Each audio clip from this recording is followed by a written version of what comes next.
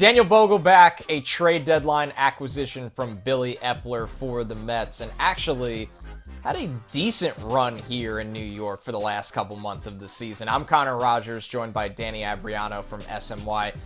Danny, this one is a little bit more cost-effective. The Mets have a club option of $1.5 million on Vogelbach. We know he's a limited player, but would you exercise that option and keep him on the team for the 2023 season?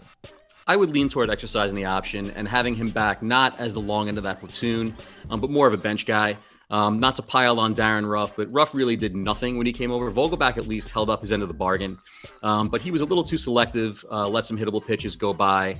He did slow down as the season went on, and he is very limited, as you said. So I would be open to bringing him back, but as a bench piece and not as that half end of the platoon DH guy. Vogelbach with an .830 OPS with the Mets in 55 games.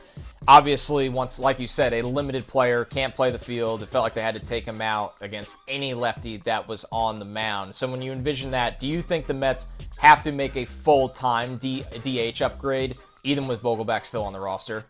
I think it depends. I think it depends on what they're going to do with Eduardo Escobar. Is he going to split time at third base with Brett Beatty? I think it depends on what happens with Alvarez. You would think he's the catcher, if not from day one, but soon. I would lean toward them having one guy who's their DH. Just makes it easier, but time will tell.